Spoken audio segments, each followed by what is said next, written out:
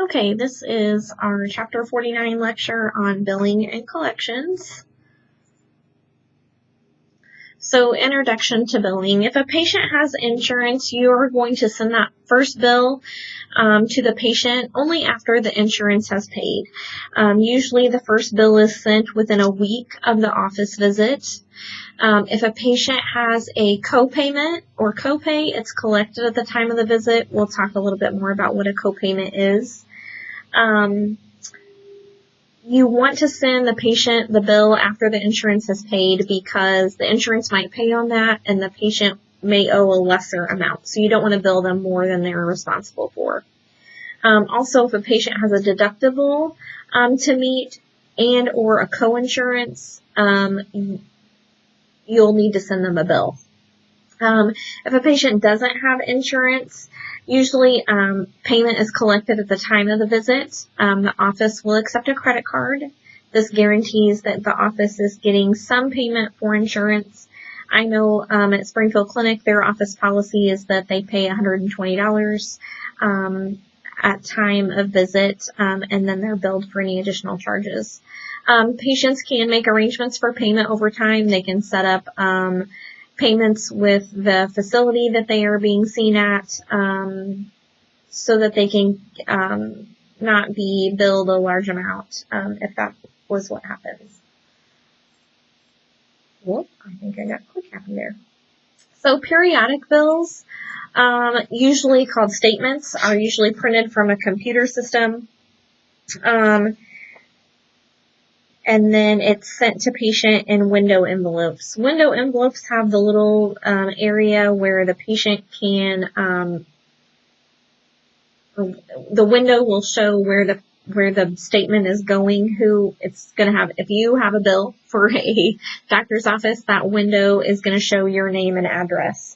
That just saves the office a whole lot of time. They don't have to handwrite those out. And then if an insurance pays by capitation, which is an agreed upon fee, then records are kept but no bills are sent because the insurance pays for that visit. Bills for large offices affiliated with a hospital is usually done at a central location. That just saves on staffing, maybe every part or every area of the hospital. Patient charges are recorded in the medical office, and then patient payments and insurance payments are usually recorded at that central billing office. Many offices can also contract billing to an outside service where they send information electronically, and the medical assistant should understand how that billing process works if you're involved in the billing. It's nice, though, to know, too, even if you're not, just so that if patients have questions, you can answer them. Some disadvantages of using outside services that they can be an additional cost. If it's one advantage they can have is they can, if that billing service is all they do is billing, they're going to know the ins and outs of everything, so it might maximize the reimbursement that an office gets. A billing cycle. Bills can be sent every 2 weeks, monthly, or any other regular period that the office chooses. The time between bills is called that billing cycle. A balance due is the amount of money that a patient owes on a bill. Monthly bills are the most common. But the bill that a patient receives will show new charges, new payments, and balance due at the end of the billing cycle. That way the patient knows how much to pay, that balance due. And bills are usually only sent if a patient owes some type of balance. So with the billing cycle, patient accounts may be divided so that a portion is billed every week. So maybe the first week they bill patients who have the last name beginning A through E. The second week they bill another group of patients, the third week and fourth week, and so on. It just depends, though, on how the office works. And then billing weekly spreads the work throughout the month. It's just a more efficient use of staff time, and then payments are received throughout the month to help improve the cash flow that comes into the office. Sometimes bills can be typed on a typewriter, but that takes time. So usually using a computer program is going to be more efficient. Outside billing service will share billing records.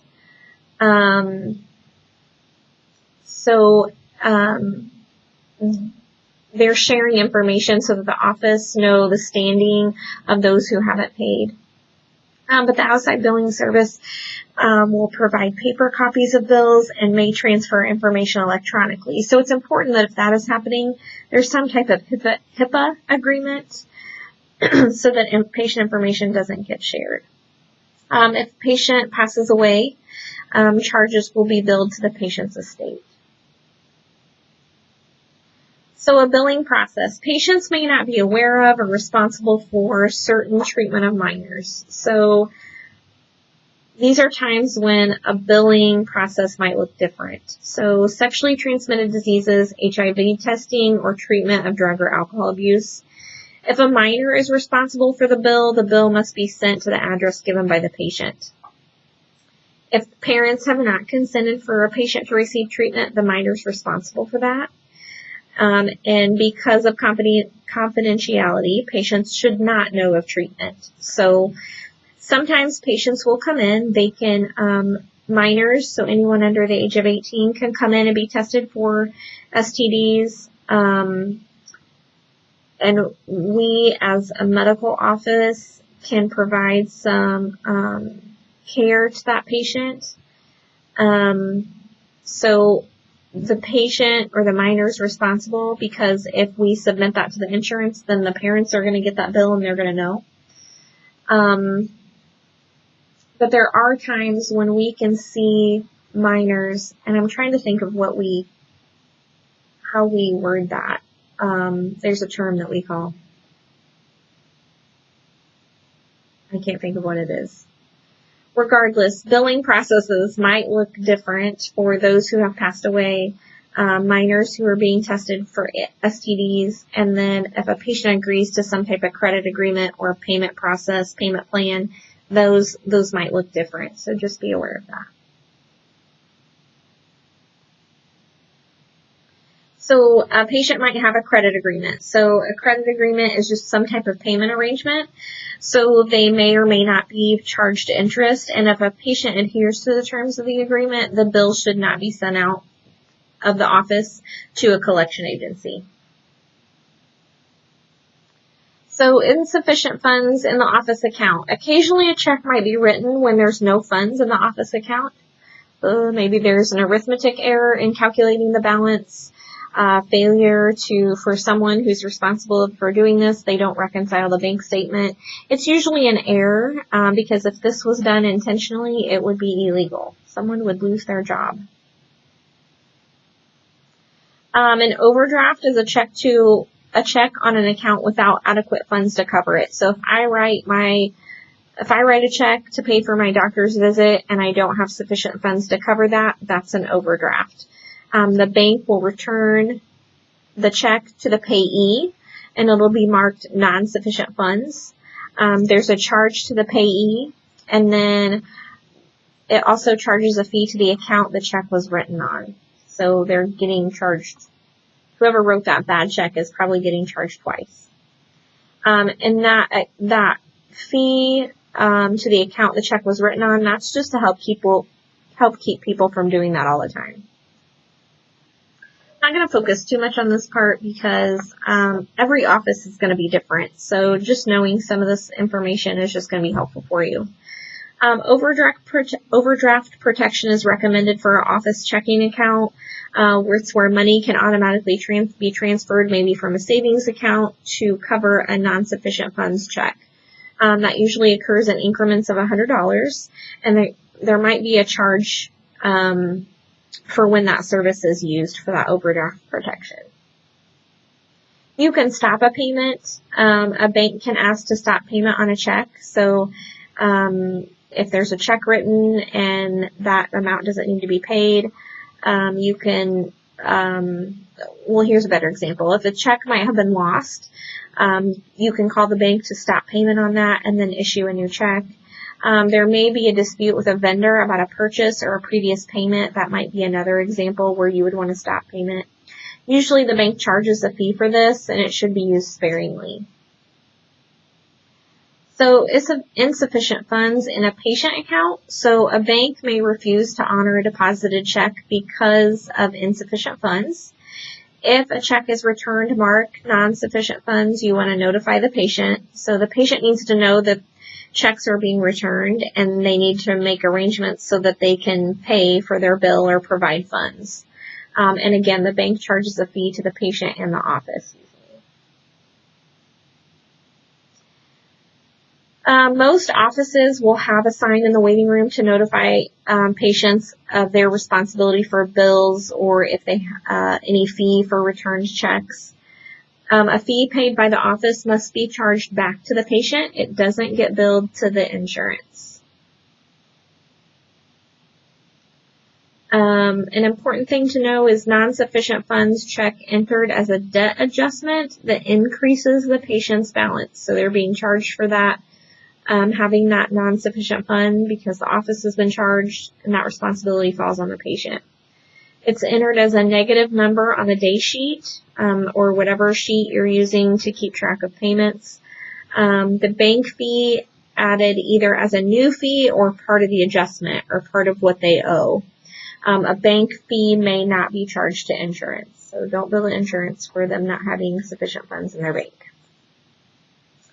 Overdrafts or overpayments and refunds. So an overpayment is the total of the patient's payments and insurance payment exceeds the allowed charge. So the patient might think he or she is not yet paid an annual deductible, and so they might pay too much on their bill, and they might send a check before the insurance is paid. So then they have a credit balance, so a balance on an account that's a negative number.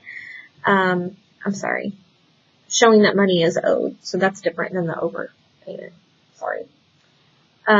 So a credit balance is a balance on an account is a negative number showing that money is owed.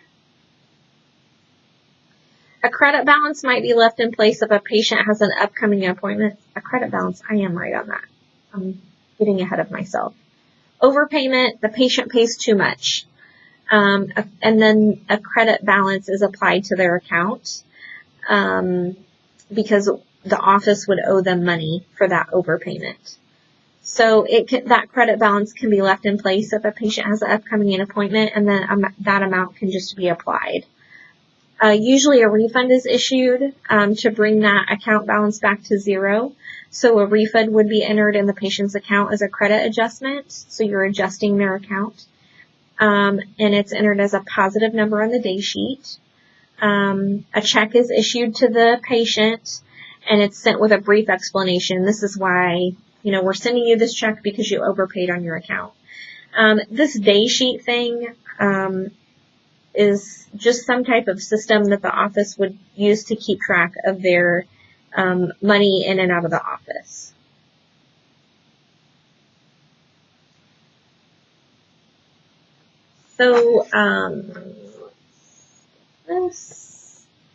So account aging. What is account aging? It's a process of determining how long specific amounts have been outstanding.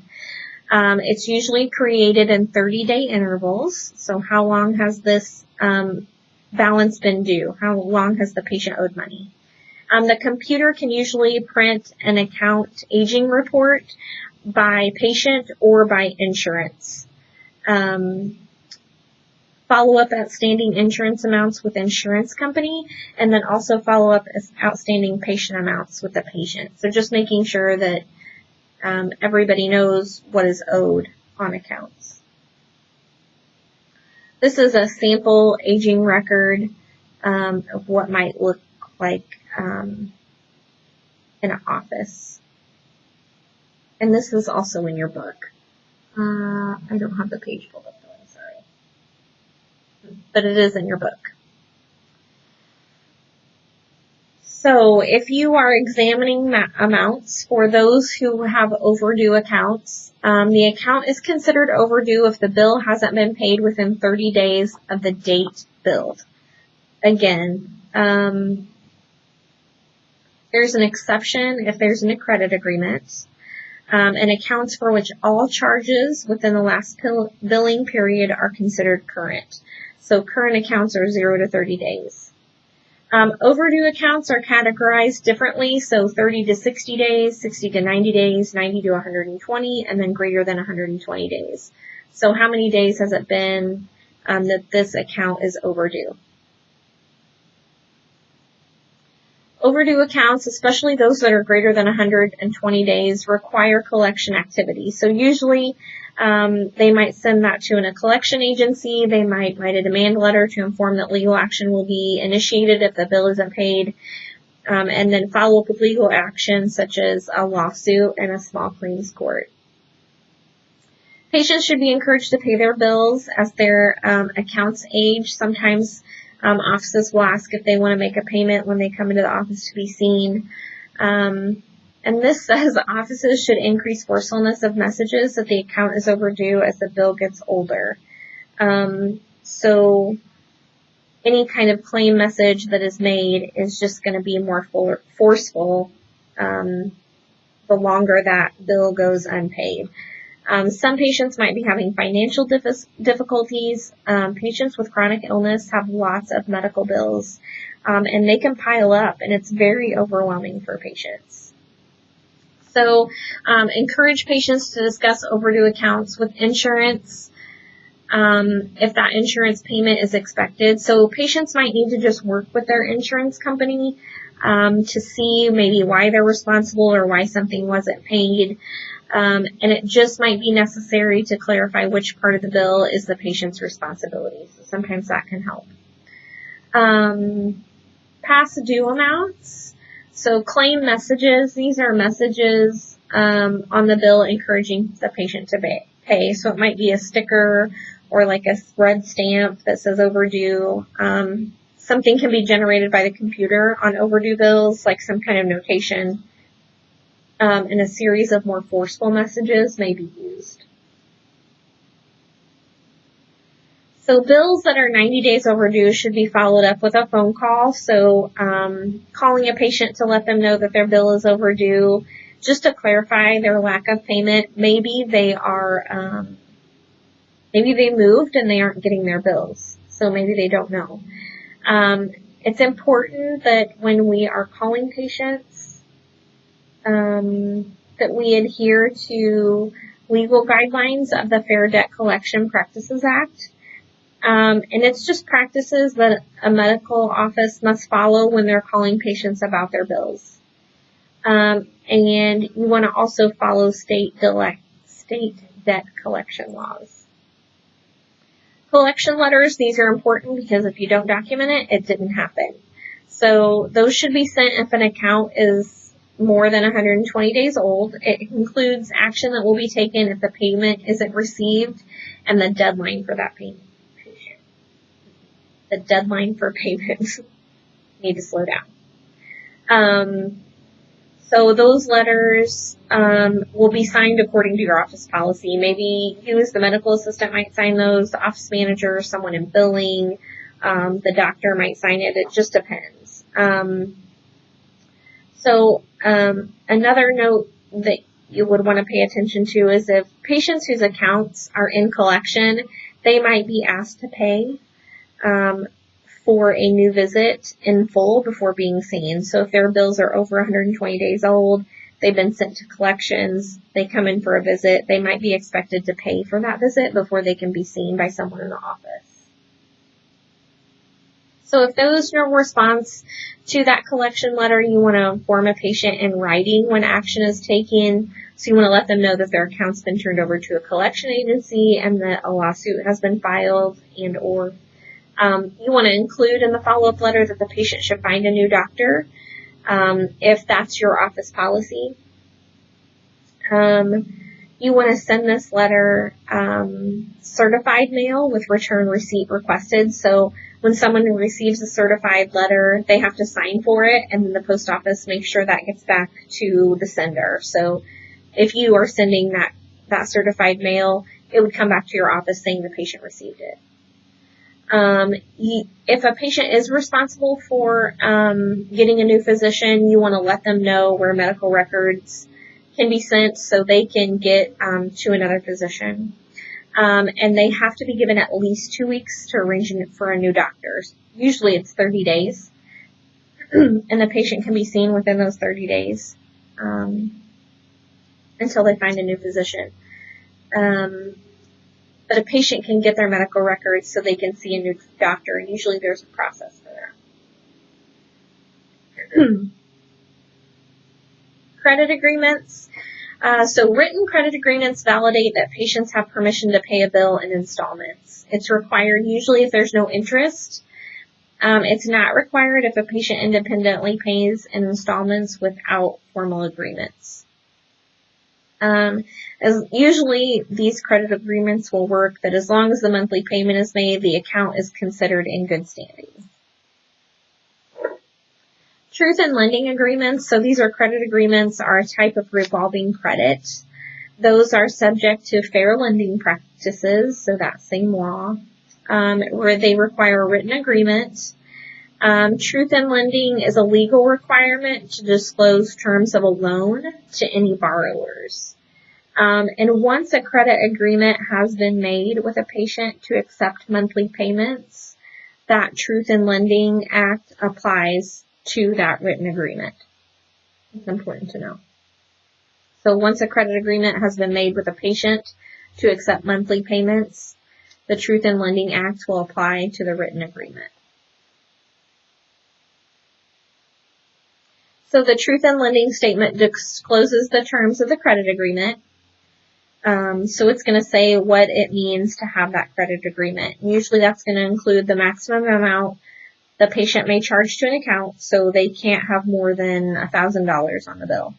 If there's any interest, and how that interest is computed, and then how the minimum balance is computed or what the monthly payment is. So those are all important terms to that agreement.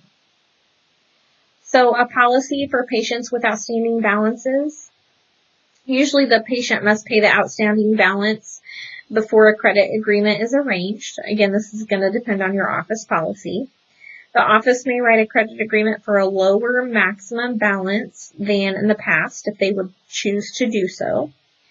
The office may not change the interest rate on the basis of past payment history. So just because you've consistently been late doesn't mean that they can change the interest rate if they choose to apply one.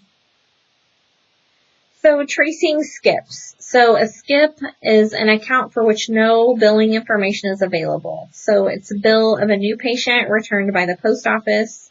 It might be an innocent mistake, and a patient may have been given inaccurate information. So maybe a patient comes in and there's no billing information that's collected from the patient. So it doesn't get sent to the right address. Maybe the patient doesn't realize that they've made that mistake, or they give an inaccurate address or phone number. So usually when this happens, you want to try and reach the patient by phone. So the patient might have been moved, maybe they have a forwarding phone message, or maybe they've moved and they still have the same phone number. You know, with cell phones, that can certainly happen now. If the home phone doesn't find the patient, if there's a work phone number, you can call their work. You can identify yourself and ask to speak with the patient, but you never want to tell that patient owes money. It's illegal to call more than once unless you're asked to call back. You can send a letter by registered or certified mail because that might be forwarded to the patient. So you'd want to put it in a plain envelope with no office names so that the patient will accept it. That sounds a little sneaky, but you want to be sure to request a return of receipt as soon as there's proof. So you would get something, again, like certified mail. You would receive something back at the office saying that the patient received it and signed for it. You can use an internet source to trace a skip. So there's usually a fee associated with that. They just have those internet resources, have more resources to them to trace an individual, and it's more effective if there is information about that person. If other efforts fail, you can turn the account over to a collection agency. So that collection agency is a business that collects on past due accounts. It's more effective with accounts that have not been overdue for a long period of time. So when you send accounts to a collection agency, these collection agencies specialize in collecting delinquent accounts. There's regulations by each state. Usually they charge between 20 to 40% of any amount collected. So that's why they really want to try to collect that full payment from someone who owes that money. And you must obtain permission to accept an amount less than payment in full. Most offices will refuse to see patients whose accounts are in collection unless current charges are paid in full. So some offices notify patients whose accounts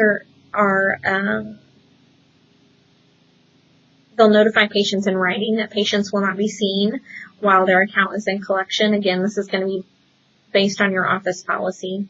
But the patient balance is usually adjusted to 0 when an account is turned over to collection, but it would enter a negative credit adjustment in the amount the patient owes, and that just prevents the account from showing up on aging reports that it's consistently overdue. And it can keep the computer system from generating a bill to that patient every month, because now the collection agency is taking care of that. The office makes no further attempts at collection and sends no bills. The patient deals only with that collection agency, and they'll make periodic payments depending on what has been collected. So increase patient account balance by the amount of the payment. So that's reverse collection. Post the collection agency payment to bring the account balance back to 0. So those are things you would do to add to those payments that have been made. Small claims court, so that's a court that deals with civil lawsuits for small amounts of money. There's specific laws in each state. There's usually no lawyer, and the collection agency cannot represent the office. It really may not be considered worth it because if the patient, if it's such a small amount, it's just a loss of goodwill. Even if the case is won, must still collect the judgment. So that amount is usually just so small that it's not worth the time to even go to court and pay those court costs. So an office employee files the case with the clerk of the court. So there's documents to be filled out, and you must provide documentation to back up your claim in court. A negative judgment in small court is final for the medical office, so the plaintiff can't appeal the decision, and the defendant does have the right to appeal. So let's talk about billing an estate. If a patient is deceased, that estate must be billed. You bill to the executor or the administrator that is named in that will. And the bill should be sent within 30 days, but not immediately. So the bill is sent to the estate of whoever the patient's name is, and you would use the patient's address. The bill might be sent to an individual who's agreed in writing to cover that deceased patient's medical costs. So there may be a provision in the will that costs of final illness will be paid outside of the probate process. So probate is a process of dealing with an estate of a deceased person. So once the will has been filed, you can name out the name of the executor of the estate and then send an itemized bill, certified mail with return receipt requested. So again, you'll get notification of when that bill is received. Otherwise, the bill is not going to be paid until the estate is settled by the probate court, and I think that's usually like 6 months. Bankruptcy laws are federal laws that apply equally in all states. So declaring bankruptcy is a means to reorganize debt or to liquidate all assets among all creditors. So it just kind of clears the slate. There's 2 kinds, Chapter 7, Chapter 13, just for your information. Bankruptcy. So if a patient declares bankruptcy under Chapter 7, the medical office is not paid unless there's a credit agreement. So having that credit agreement is a good thing. If a patient declares bankruptcy under Chapter 13, the medical office may receive partial payment over time. If a patient is in bankruptcy, the medical office usually requires payment in full at the time of service. So that is what you need to know. That's important for you to know. If a patient's in bankruptcy, that office is going to require that payment in full. And again, it's going to depend on your office policy, but that is the end of our discussion on billing and collections. Thanks for listening.